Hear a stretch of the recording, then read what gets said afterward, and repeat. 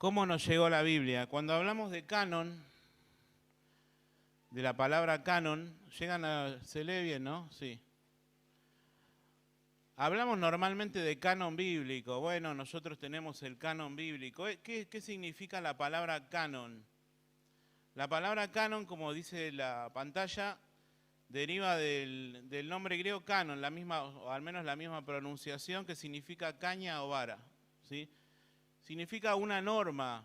También se usaba para medir, era el patrón, digamos, mayor que indicaba la medida correcta. Entonces, cuando hablamos de canon, ya sea bíblico o otro, nos referimos a una norma o una norma suprema que maneja todo lo que ello contiene. En el caso de la Biblia, es el conjunto de los libros que están inspirados por el Espíritu Santo, ¿sí?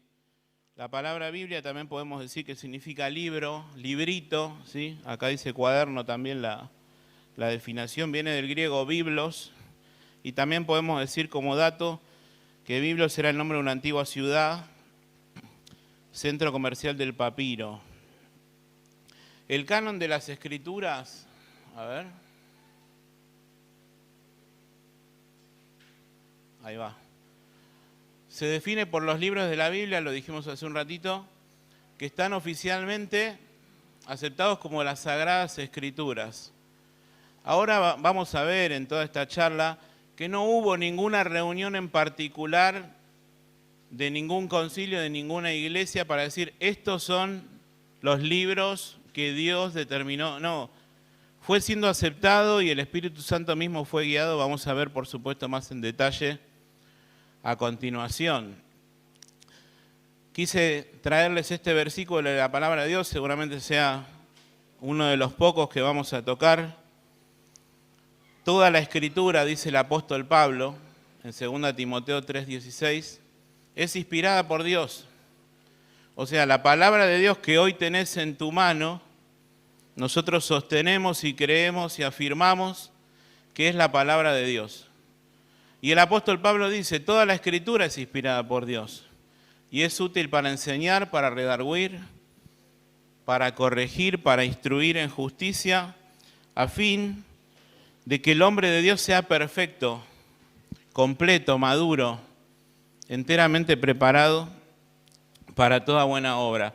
Vamos a avanzar rápido con las cosas porque son muchísimas las que vamos a decir. Lo tenés en el apunte, si querés también podés anotar, si tenés alguna pregunta y te la puedo responder, lo hacemos.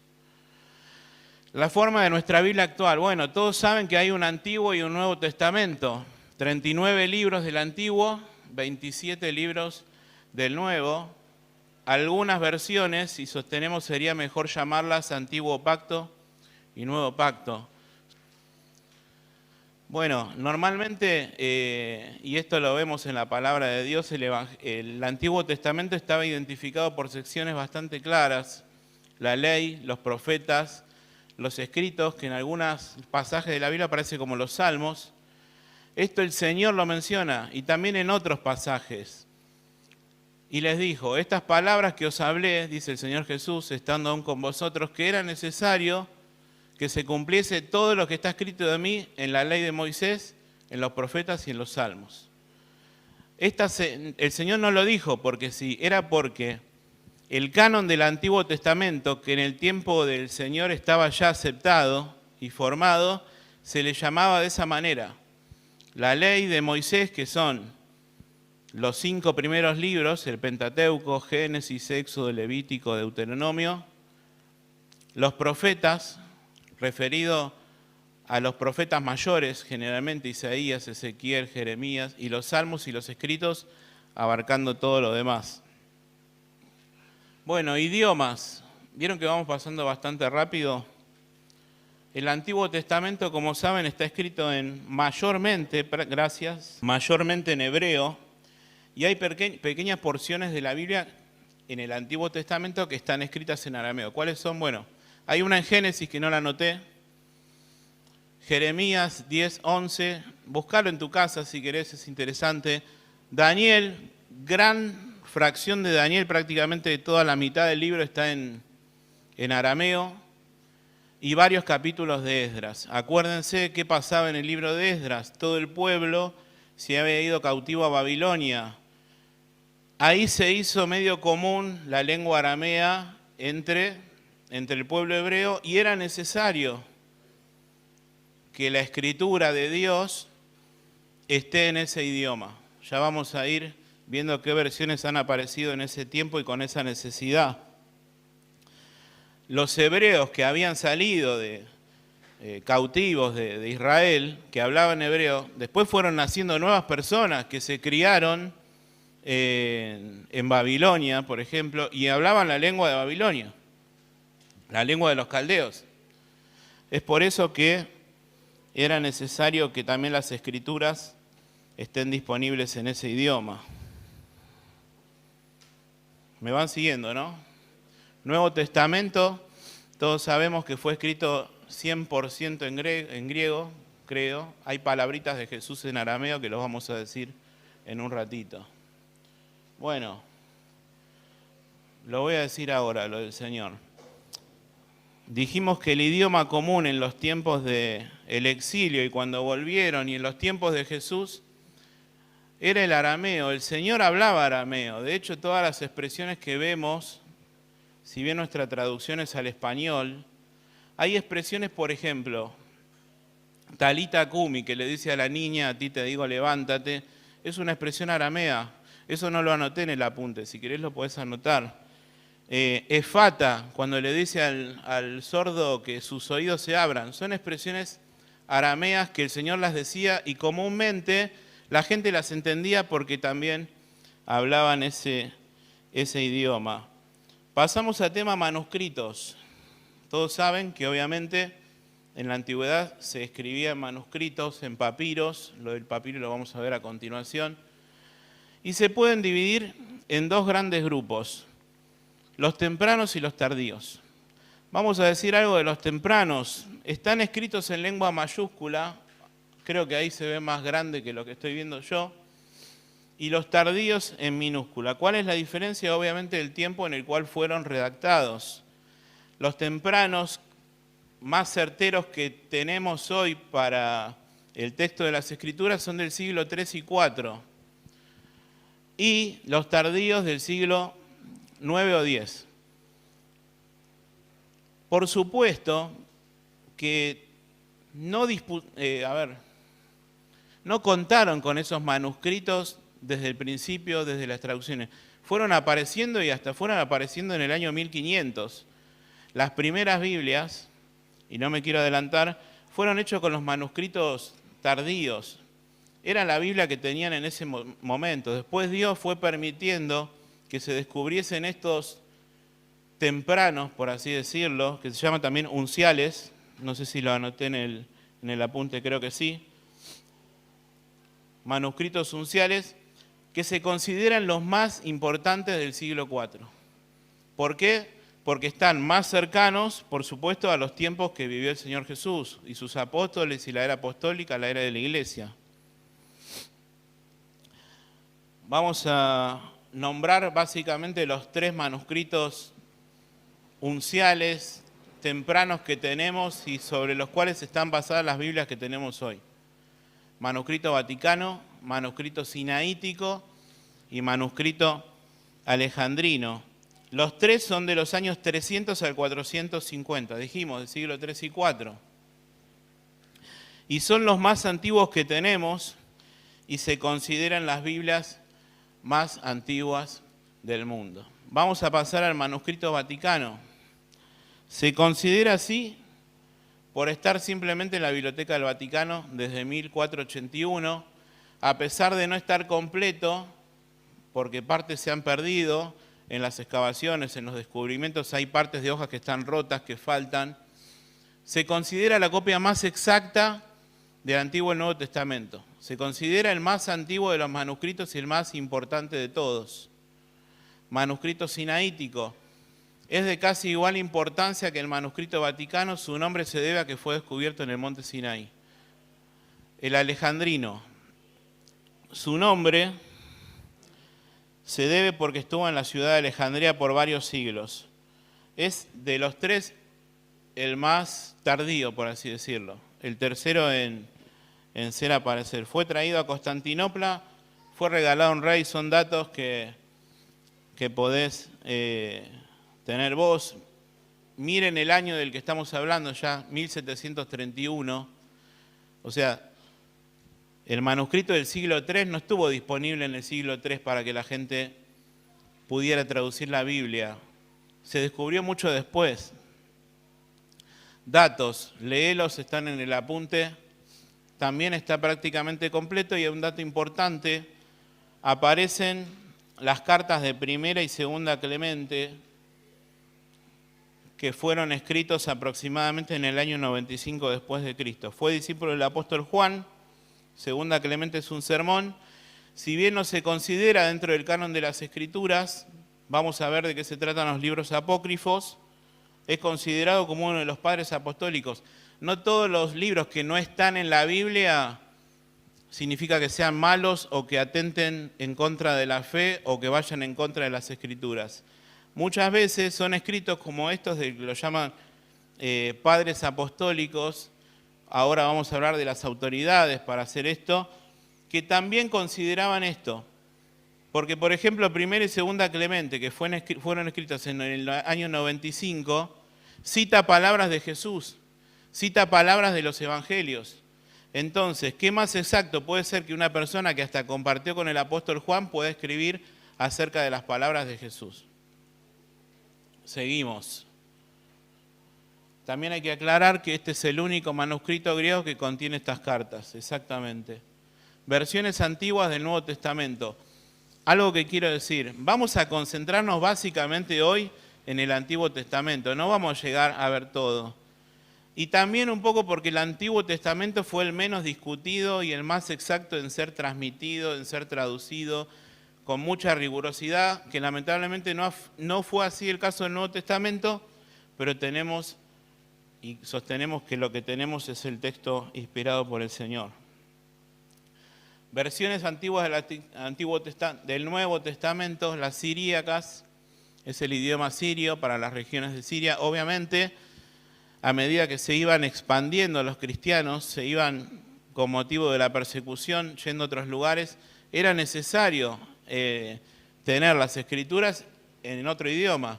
Versiones cópticas, cóptico es el lenguaje egipcio en ese tiempo. En Egipto había muchas comunidades cristianas. Versiones latinas, que es en lo que un poco nos vamos a detener.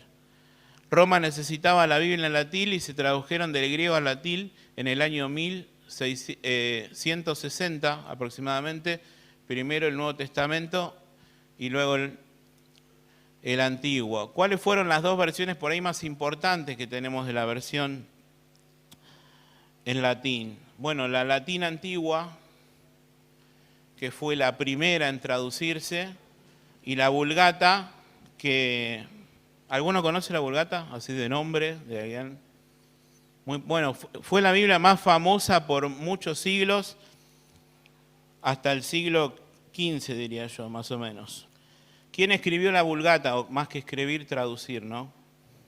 Una persona llamada Jerónimos, Eusebius Hieronymus, más conocido como Jerónimo, nació en el año 345 después de Cristo. Si bien no está acá, lo tienen en el apunte. En el año 384, o sea, más o menos cuando tenía 40 años, terminó de revisar los 4 evangelios y posteriormente toda la Biblia. Desde los siglos 6 y 7, su versión, la Vulgata, comenzó a tener cierta aceptación más que la antigua latina. Y en el año 1546, un poco como decía Mauricio, en el Concilio de Trento, fue bautizada oficialmente como Vulgata y terminó desplazando a la antigua latina, declarando esta como la versión aceptada por la Iglesia Católica, y también esta permitió que se divulgase en los demás idiomas, como nos decía Mauricio. Ahora bien, manuscritos especiales. ¿De qué se tratan estos manuscritos especiales? Se hacían como ediciones de lujo para regalar a reyes, para regalar a personas importantes en ese tiempo. Letras de oro y plata llegaron a ser considerados como los libros más bellos del mundo en ese tiempo.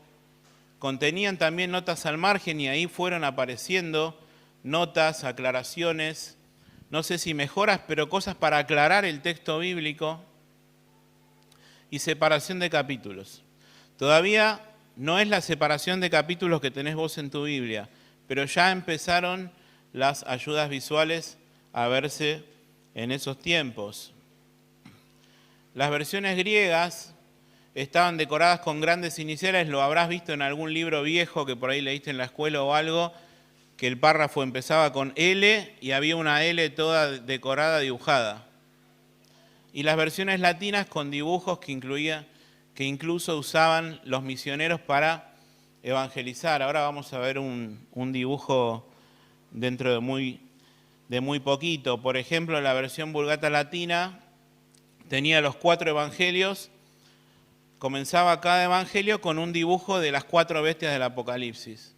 Era algo con un arte muy importante en ese tiempo y muy marcado. Esto lo vamos a pasar para no... lo tienen en el apunte. Son versiones que fueron apareciendo, mejoras, libros decorados. Lo que ahora nos sirve de ayuda como ser la división de capítulos o versículos que tenemos en nuestra Biblia, en nuestras manos, en aquel entonces eran las iniciales, eran títulos que le ponían, no sé, un ciego de nacimiento, muy parecido a lo que tenemos ahora, y ayudas visuales, como lo que vemos ahí.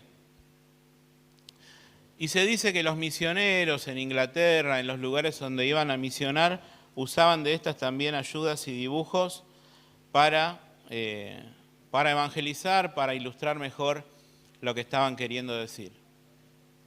Pregunta, y yo me lo preguntaba también, ¿por qué el dueño del universo permitiría que su bendita palabra, escrita por sus apóstoles y por los profetas, se haya esparcido por el mundo con copias que no son exactas a los manuscritos originales escritos de puño y letra por sus autores? ¿Por qué? Y yo también me pensaba eso. Y la respuesta es fácil. Era necesario, la copia que escribió el apóstol Pablo, era imposible que llegue a todo el mundo. Era imposible que se lea en todas las iglesias en todo el tiempo como tenemos ahora. Y en ese tiempo, por supuesto, no había la tecnología que hubo en la época de la imprenta y la que hay ahora mucho menos.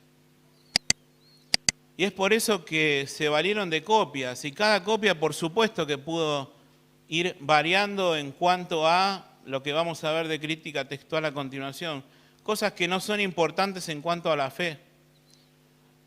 Y más ahora, con el uso de la tecnología, ¿no tenés algún libro vos en tu casa que contenga errores? Y nos valemos de la tecnología, vos decís, bueno, ahora no debería haber errores y los hay. Bueno, ¿cuánto más antes que la gente lo copiaba de puño y letra? Entonces esa pregunta se responde de esa manera. Por eso aparece la crítica textual. En esto quiero también ser breve. Mauricio nos puede quizás hablar más cuando hable de versiones de la Biblia. La crítica textual es la ciencia que tiene como objetivo procurarnos un texto que refleje el estado más cercano posible al texto original, que saliera de manos de su autor o retrotraernos al menos cuanto sea posible hacia la reconstrucción de la fuente. Por ejemplo, ejemplos de crítica textual. Vamos a ver 3 secciones. Errores no intencionales. ¿Cuáles son las diferencias que puede haber en estos errores no intencionales entre manuscritos uno y otro? Romanos 5:1. Justificados pues por la fe tenemos paz para con Dios, leemos en la 1960. Pero bien, podríamos preguntarnos, ¿tenemos paz para con Dios o tengamos paz para con Dios? La diferencia es si la letra O, en el griego por supuesto, es más larga o más corta. Era por la percepción del escriba que estaba copiando la nueva copia. Primera Tesalonicenses 2:7, cuando Pablo dice, estuve como un padre entre vosotros, dice, ¿entre vosotros fuimos tiernos o entre vosotros fuimos niños? La diferencia es una letra en la palabra griega. nepioi o epioi. Primera Juan 1:4, para que vuestro gozo sea cumplido o para que nuestro gozo sea cumplido. Son dos palabras muy parecidas, el vuestro y nuestro hasta suenan igual en el griego. Entonces son errores quizás no intencionales y que tampoco radican en las doctrinas de nuestra fe. Errores intencionales, y vamos a ver que son errores intencionales no malos, no para tergiversar el texto bíblico. Por ejemplo, Juan 7:39, esto dijo del Espíritu que había de recibir los que creyesen en él, pues aún no había venido el Espíritu Santo. Leemos en la 1960. Pero algunos manuscritos dicen, pues aún no era del Espíritu. Entonces el escriba tiene que aclarar esto, porque si aún no era del Espíritu, como que el Espíritu Santo no existía todavía, no es lo que quiere decir la palabra, que aún no estaba entre ellos. Me estoy acordando ahora de un pasaje, en el principio era el Verbo, y el Verbo era con Dios y el Verbo era Dios. También algunas versiones la traducen, en el principio estaba el verbo ser, estar, algunos es la misma palabra. Por eso las intenciones nunca son de tergiversar el texto bíblico, sino por el contrario de aclararlo. La tercera, errores de omisión. Hay manuscritos que no contienen determinadas partes de la Biblia. Yo puse solamente uno, Marcos 16, del 9 al 20. El escriba dejó, no es que viene escribiendo, saltea esa parte y sigue. Deja esa parte en blanco, y esto parece indicar que él sabía de estos versículos en cuestión y dudaba si incluirlos o no. La intención principal del escriba es aclarar y tratar de quitarle dificultad a los textos, darle más claridad, nunca complicar las cosas. No hay intención, como lo dijimos hace un rato, de tergiversar las cosas.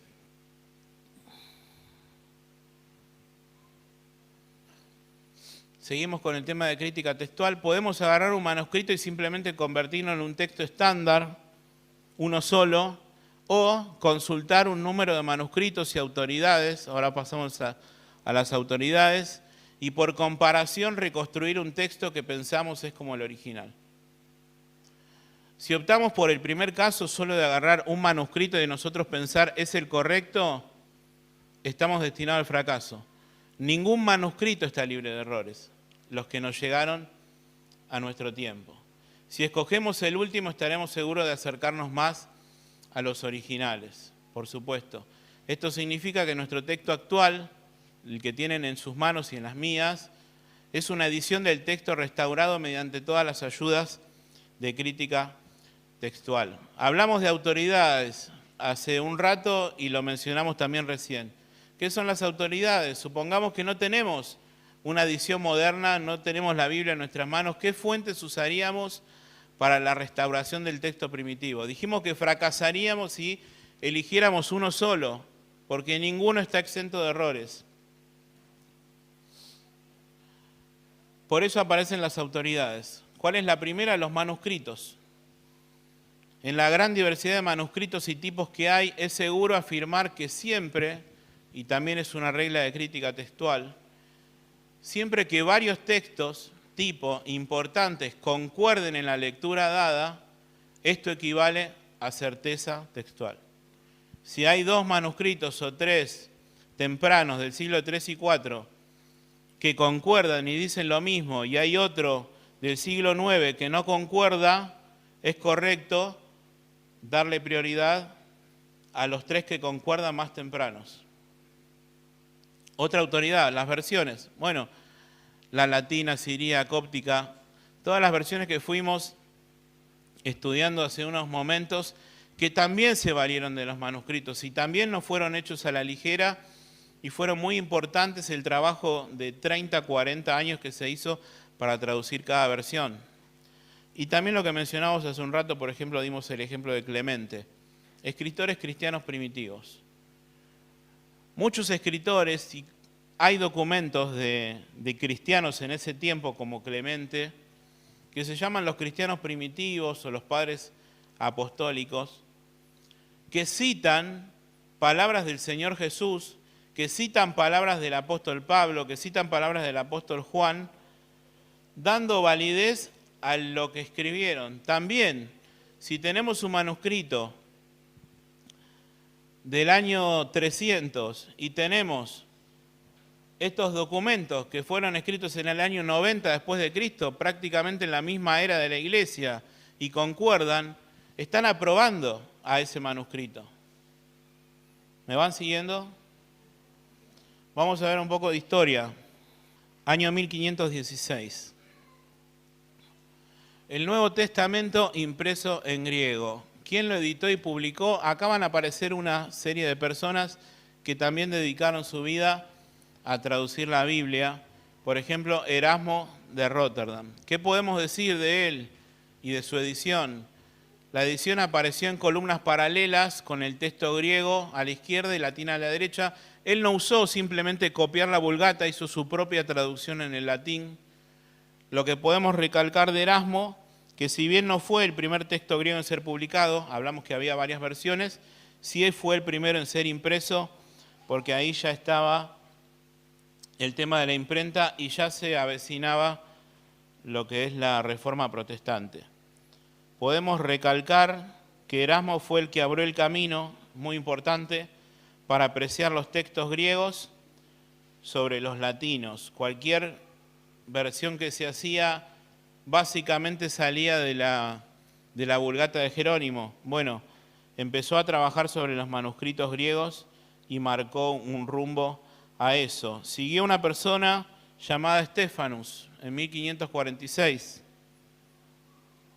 Del 1546 al 1551 sacó varias versiones, en realidad 4, que fue revisando año tras año.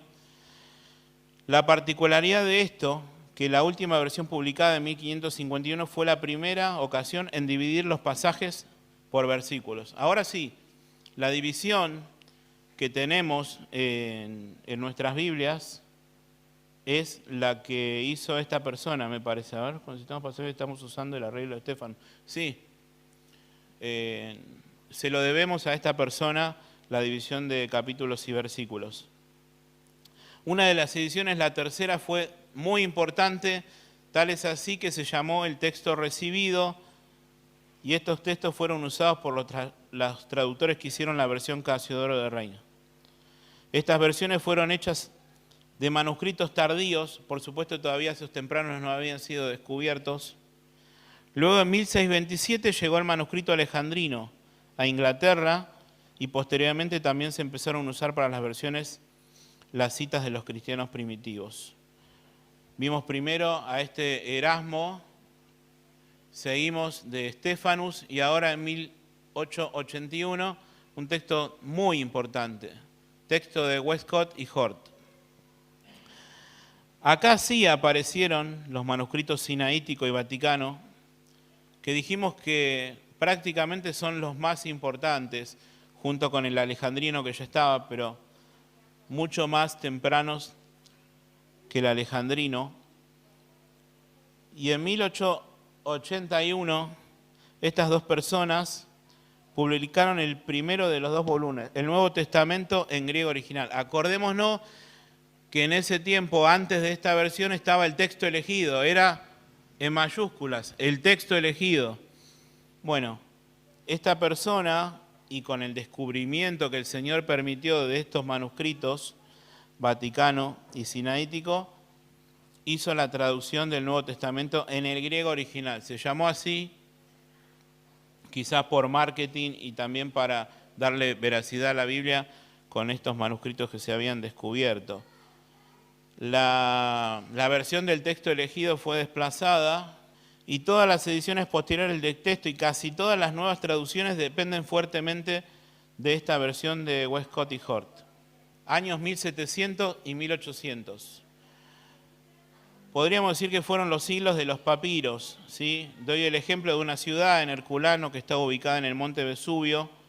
Fue destruida por la erupción de un volcán. Siguieron excavando, la ciudad salió a la luz y esa villa es conocida como la Villa de los Papiros. Y acá yo pongo, en realidad en todo el siglo,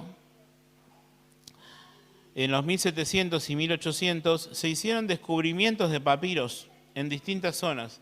Por ejemplo, en Egipto, que dijimos que había muchas comunidades cristianas griegas del año 300, ahora vamos a ver una que se descubrió.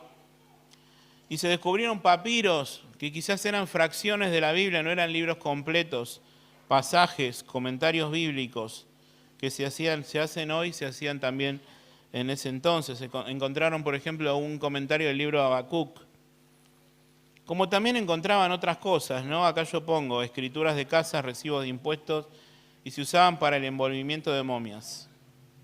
1896-97, estas dos personas, Grenfell y Hunt, excavaron en una ciudad, no me pidas que la pronuncie, pero es en Egipto, y fue una ciudad griega cristiana en el siglo III. También, importantísimos los descubrimientos que hicieron, papiros que eran partes y hasta casi completas del Antiguo Testamento. Acá yo pongo, encontraron la mayor parte de Mateo 1, que se conoce como el antiguo manuscrito conocido, el más antiguo. Terminado el trabajo de excavación, se llevaron 280 cajas de papiros, publicando ellos un libro llamado Los Dichos de Nuestro Señor. ¿Por qué? Porque mayormente esos papiros contenían frases y pasajes del Señor Jesucristo. Una de estas personas descubrió una palabrita en un pedacito de papiro que encontraron que decía: ¿por qué te fijas en el error de tu hermano y no echas de ver la paja que tienes en tu ojo? Aparecía esa palabra, dice, esto es la palabra de Dios. Empezaron a buscar y encontraron cualquier cantidad de fracciones de la palabra de Dios. Acá yo pongo que fueron encontrados o adquiridos después papiros que contenían partes del Antiguo Testamento en griego, textos tempranos, importantísimos, de gran parte del Evangelio de Juan, una copia antigua de 1 y 2 Pedro, grandes porciones de Lucas y de Juan en un papiro temprano. Los descubrimientos de todos estos papiros y de muchos más confirman el texto de Westcott y Hort y se oponen al del texto recibido, ¿sí? Estos papiros son indispensables para llenar el vacío textual entre los grandes unciales, los manuscritos sinaítico, vaticano, alejandrino, y el fin de la era apostólica. Estos papiros antiguos confirman principalmente el tipo de texto de ellos, ya lo dije, y añaden inmensurablemente al sólido fundamento sobre el cual descansa nuestro texto moderno. Bueno, acá están estas dos personas en las excavaciones.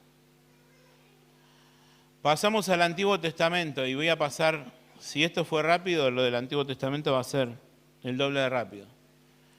Los mejores manuscritos que tenemos del Antiguo, Alepo y Leningrado.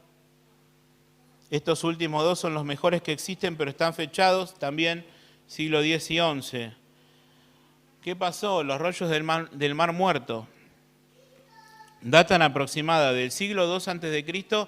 hasta el siglo I después de Cristo. ¿Cuándo fueron encontrados? En 1948, en nuestra era. Contienen gran parte de Isaías, 21 manuscritos, libro de los Salmos, Deuteronomio, Éxodo, Génesis, libro de Samuel. Y esto fue también para confirmar la autoridad de las Escrituras. Versiones populares del Antiguo Testamento. Mauri nos va a hablar de versiones, pero más versiones creo que actuales. Menciono estas más conocidas: Pentateuco samaritano, 400 años antes de Cristo. Los samaritanos, dato, consideraban como autoridad solamente los libros de Moisés. Targúmenes arameos, eran paráfrasis orales del Antiguo Testamento en arameo. Para que tengan una idea, era una suerte como lo que pasó en el libro de Esdras, que vino Esdras a enseñarle la ley al pueblo, y tanta gente no lo podía escuchar, entonces se la repetían, targúmenes arameos. Eran orales, pero pasaron a ser escritos con el tiempo. Acá pongo luego del exilio, el idioma común de los hebreos era el arameo, ya lo dijimos. Si bien eran orales, con el tiempo se hicieron escritos. Y acá doy ejemplos, cortitos. Génesis 3:8. En vez de la voz de Jehová Dios que se paseaba en el jardín, dice el Targum, el sonido de la palabra de Dios el Señor que se paseaba por el jardín. Lee los demás ejemplos en tu casa, así avanzamos. Otras versiones, Pellita siríaca significa sencilla, la Vulgata latina, lo dijimos, y la gran versión del Antiguo Testamento es la Septuaginta. ¿Alguna la escuchó nombrar también? Que en los libros se conoce como según los 70, en realidad fueron 72 personas que viajaron de Palestina hasta Alejandría para traducir esta versión por pedido del rey en ese momento de Egipto. Había muchas comunidades cristianas y era necesario traducir la ley hebreo al griego, y fue la obra que incluso citaban los apóstoles. Ves pasajes de Pablo, de Pedro, citando el Antiguo Testamento, y si vos mirás la cita y dice, no sé, Deuteronomio tal, no es tal cual como la dice el apóstol en su carta. ¿Por qué? Porque ellos citaban la versión de la Septuaginta. Se conoce como una versión totalmente seria, contenía libros que hoy no tenemos en nuestra Biblia. Lo vamos a ver muy brevemente a continuación. Antiguo Testamento. Pasamos al canon bíblico. Respecto al Antiguo Testamento hay buena evidencia en el Nuevo. A ver, sí. Que en los tiempos de Jesús el canon ya había sido fijado, lo dijimos prácticamente al principio. Y que Jesús y sus apóstoles citaran el Antiguo Testamento como la Escritura, las Escrituras, las Sagradas Escrituras, ahí doy los pasajes, está escrito, era porque ellos daban autoridad al canon del Antiguo Testamento. Jesús mismo decía, como dijimos hace un rato, la ley de Moisés, los profetas, los salmos, la ley, los profetas y los escritos. Y ellos consideraban 22 libros a lo que hoy son para nosotros estos 39. No agregamos libros. Nuestros 39 para ellos eran 22. ¿Sí? ¿Por qué? Porque el Pentateuco se consideraba como uno, Ruth, Jueces y Lamentaciones como uno, Primera y Segunda Samuel eran solamente Samuel, Primera y Segunda Crónicas eran Crónicas y así.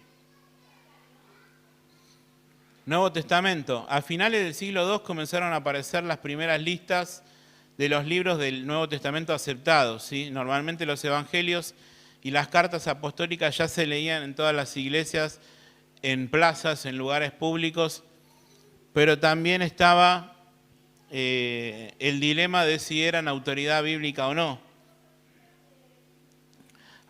Empezaron a aparecer las listas y aparecieron personas que sugerían los textos que eran inspirados por el Señor. Una de las listas más antiguas es el documento Muratori, excluía Hebreos, Santiago, cartas de Pedro y Tercera Juan. En el siglo III aparece la lista de Orígenes, que enlista los 27 libros que tenemos en la actualidad.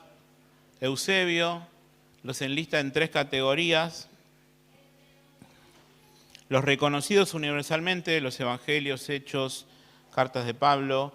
Los que están en disputa, como Santiago, Judas, Segunda Pedro, Segunda y Tercera Juan, aunque eran reconocidos por la mayoría, anoté yo. Y los rechazados, cartas que no tenemos en el canon bíblico hoy. Carta del pastor Hermas, epístola de Bernabé, enseñanzas o doctrinas de los apóstoles. También una persona llamada Anastasio, a ver si dice ahí, de Alejandría, en el año 367, publicó también los 27 libros que tenemos hoy actualmente en el Nuevo Testamento. Acá yo anoto, la formación del canon fue gradual. No es que de un día a otro existió el canon como lo tenemos hoy, como así también fue la escritura de cada libro, 1500 años para escribir todos los libros de la Biblia. Con el tiempo, lo que se consideraba como palabra de Dios en el Antiguo Testamento también fue considerada la palabra de Dios en el Nuevo Testamento por ser las palabras de Jesús y sus apóstoles. Y acá yo anoto algo importante, lo que dijimos al principio. Ningún concilio de iglesia hizo el canon de las Escrituras. La Biblia no le debe a ningún individuo o grupo su autoridad.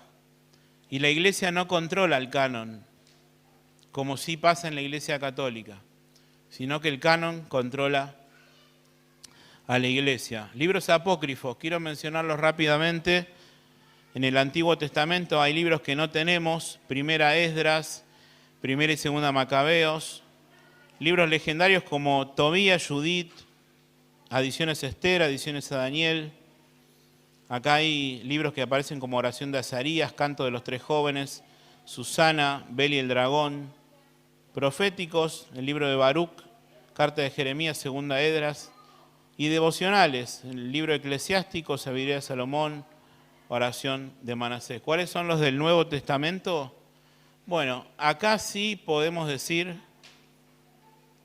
que eran absurdos muchos de estos evangelios y escritos que aparecían, por eso literalmente estaban descartados. Evangelio de Pedro, Evangelio de Santiago. ¿Qué pasa? ¿Pedro escribió un evangelio que era absurdo? No. Mucha gente autofirmaba como el apóstol Pedro, como que era el evangelio de Pedro, y eran copias que incluso se escribieron mucho tiempo después de su muerte. Evangelio de Santiago, Bernabé, la historia de la infancia de Tomás, Hechos de Pedro, Hechos de Juan, Hechos de Pablo, fueron descartados con mucha facilidad.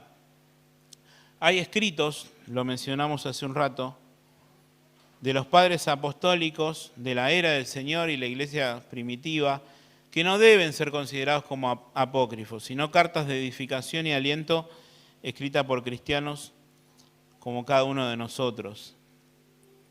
Dicho esto de los apócrifos, nunca fueron incluidos en el Antiguo Testamento hebreo, nunca fueron aceptados como canónicos por Jesús y sus apóstoles, no fueron aceptados por los escritores judíos y cristianos primitivos, no muestran evidencias de cualidades intrínsecas de inspiración bíblica, ¿sí? Han estado rodeados de continua incertidumbre. Los libros apócrifos, sea que estén asociados con el Antiguo o con el Nuevo, son rechazados directamente por la Biblia. Biblia en español, ya vamos terminando. La Biblia en español, cuando hablamos de la historia de la Biblia en español, comienza con persecución, con controversia. Hubo una lucha del mundo hispano por tener acceso a la palabra de Dios. Por ejemplo, varias traducciones de la lengua romance, que así se llamaba el castellano antiguo, en los siglos X y XIII han desaparecido bajo la persecución implacable de la Inquisición católica romana. Como decía Mauricio, la Iglesia hasta ese momento no permitía, y lo que permitió después fue la traducción de la latina, no las versiones que hoy tenemos de la Vulgata latina, no las que tenemos hoy en nuestro poder. Hubo un rey, Jaime I, que decretó que nadie posea los libros del Antiguo y Nuevo Testamento en lengua romance. Deben ser entregados al obispo de la región y luego ser quemados. Más tarde ese decreto fue confirmado y expandido, desapareciendo cualquier indicio de esas primeras traducciones. Terminamos. Primeras versiones de la Biblia en español. Biblia alfonsina en 1280. Hubo intentos de Biblia del Duque de Alba, la de Ferrara, ambas del Antiguo Testamento y Nuevo Testamento, de Juan de Valdés, entre otros. La primera Biblia en castellano fue realizada por Casiodoro de Reina, ese nombre nos es familiar a cada uno de nosotros, llamada la Biblia del Oso, en 1569. ¿Quién escuchó hablar de la Biblia del Oso? Acuérdense de Vulgata, Septuaginta, Biblia del Oso, importantísimas para la era cristiana.